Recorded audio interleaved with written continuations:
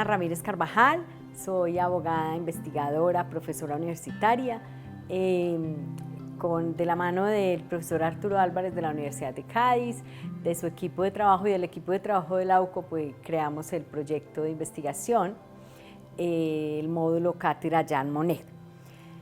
El tema que me corresponde desarrollar o que yo he desarrollado en la investigación es el módulo de acceso a la justicia de los más vulnerables en cuanto al sentido de pobreza.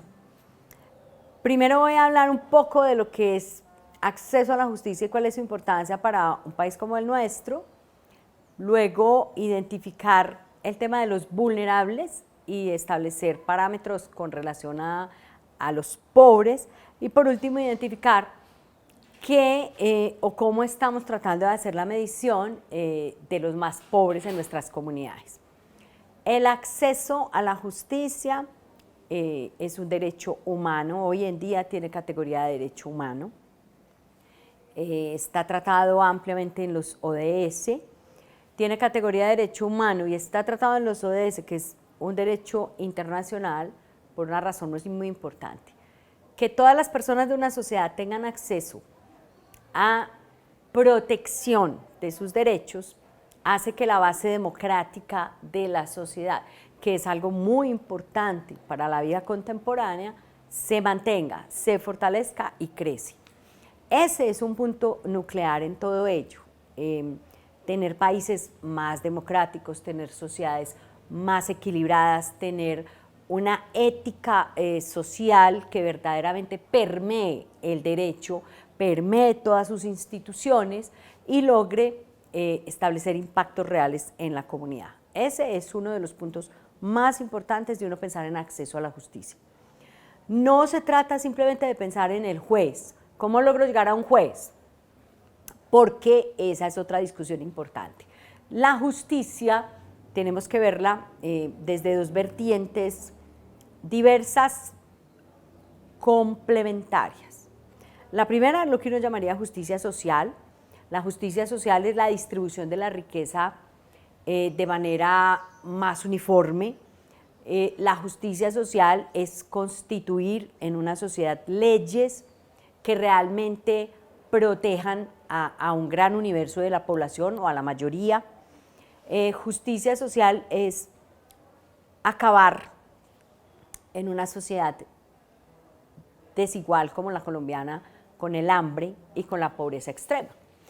Entonces la justicia social está muy anclada en lo que uno llamaría políticas públicas, es decir, tratamiento de Estado, el ejecutivo, el legislativo, la distribución de los recursos, la distribución del Producto Interno Bruto y cómo lo vamos a aprovechar mejor para la comunidad. Ese es un punto importante, un punto al cual no tienen una gran injerencia los jueces. Y ahí viene la otra vertiente, ¿a qué le vamos a llamar justicia judicial? La justicia judicial o la justicia de la decisión de las personas, los sujetos y las instituciones que definen proteger los derechos de las personas, se encargan de establecer parámetros objetivos, claros, aceptados por la comunidad, para dirimir los conflictos adecuadamente. ¿Y sobre qué se dan los conflictos en una comunidad desigual? Pues sobre la distribución de los bienes y la protección de los derechos.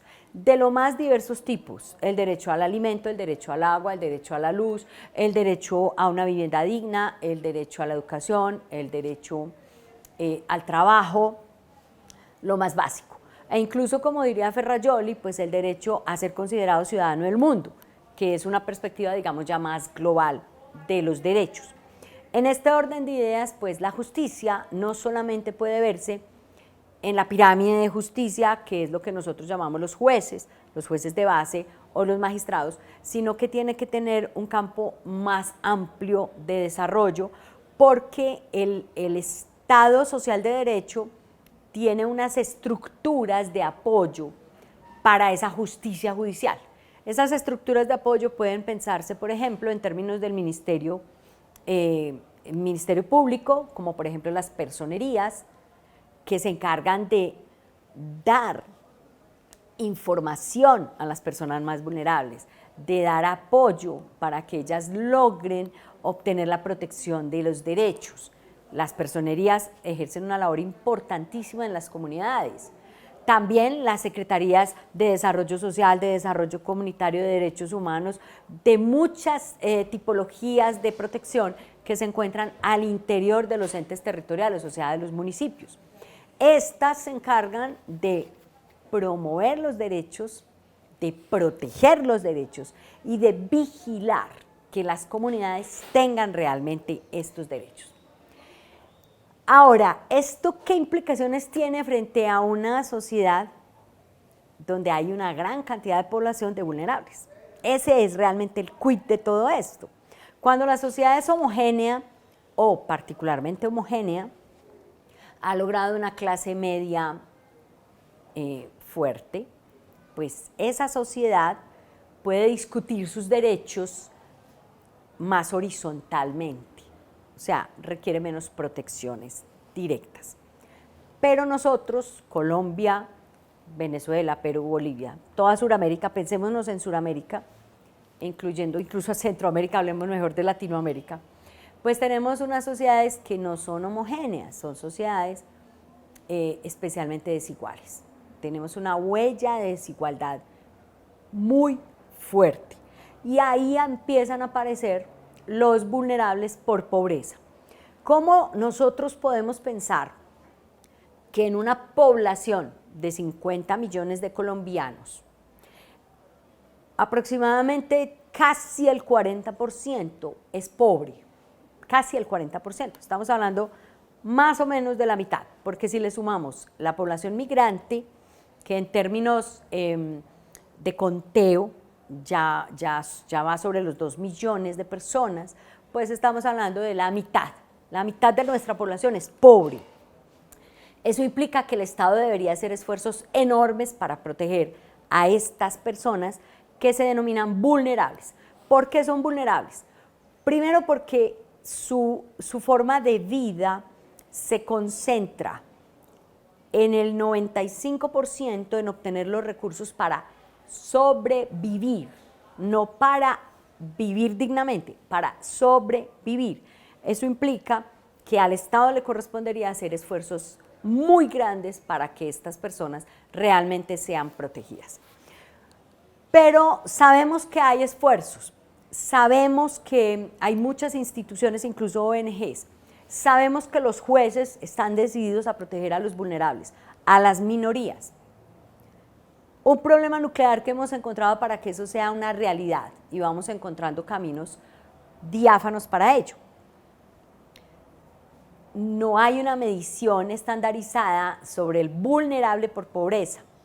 Hay muchas formas de medirlo. En los distintos municipios empiezan a establecer parámetros de medición de las personas pobres. Por ejemplo, la Organización de las Naciones Unidas, la ONU, ha definido que un pobre vulnerable, un pobre extremo, es aquella persona que al día logra obtener menos de $2 para sobrevivir, 1,90. $2, pues estamos hablando mucho menos de 8.000 pesos. Pero hay otras mediciones, digamos, más complejas, pero que en medio de su complejidad traen más integralidad. Ahí hablamos de métodos como el que ha planteado la Corte Constitucional cuando dice hay que medir la capacidad de resiliencia de las personas. Doctora, hay que pararla ahí.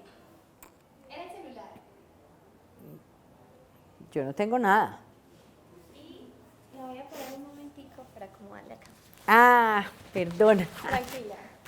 Ok, ya tú me dices dónde retomo, que me falta ya un poquito, ya, yo sé que ya... Las personas en estado de pobreza son declaradas aquellas que ganan por menos de $1,9. Ah, bueno, Lo que perfecto. equivale a menos de 8.000 pesos. A menos de 8.000 pesos, perfecto. ¿Podemos retomar? Ok, muy bien. Las personas que ganan menos de $2, pues por supuesto, hablamos de 8.000 pesos, y en estos hogares no hay muchas veces más de 1 o 2 personas que logran obtener esta cifra. Ahora, La Corte Constitucional ha dicho, pero es que además de este volumen de ingresos, que es muy bajo, hay que medir la capacidad de resiliencia, es decir, la capacidad de recomponerse el hogar o la persona cuando es vulnerada. Y ahí entra un método que es muy importante, que es el método multivariable. El método multivariable dice que para medir la pobreza extrema como fenómeno de vulnerabilidad en las personas, pues debe tener por lo menos 5 indicadores. Por supuesto los ingresos, pero además cuál es el nivel educativo de las personas, cuál es su capacidad de entender el mundo en que vive y su capacidad de entender los derechos a los que les están siendo vulnerados, pero también cómo están los niños de esa vivienda, qué nivel de educación han logrado, logran llegar a la escuela, no logran llegar. Eso también es muy importante para esta medición. Pero 2 elementos fundamentales. El tema de una vivienda digna, y en ese sentido entran aspectos como el agua potable y lo que llamaríamos la recolección de basuras permanente, porque eso evita enfermedades, y de ahí elementos fundamentales como la electricidad para estas personas. Es decir, lograr determinar una persona vulnerable por pobreza extrema es, desde nuestra perspectiva, un cometido importante en cada uno de los municipios. Si hablamos de Medellín, en Medellín tenemos unas zonas que llamamos comunas pobres, donde hay grados y niveles de personas pobres extremas. Pero si tomamos el oriente antioqueño, uno podría decir, bueno, muchísimos campesinos no logran a lo mejor efectivizar $2 al día, pero la calidad de vida de un campesino que trabaja en Río Negro es muy distinta a la calidad de vida vista desde el método multivariable de un campesino que trabaja en San Luis, en una gran vereda de San Luis, donde pueden haber fenómenos de violencia consistentes y permanentes. Entonces, por ello, la invitación es a establecer parámetros de medición serios, claros, contundentes, porque esto no se trata de una solidaridad desmedida, sino de construir sociedad y de construir país.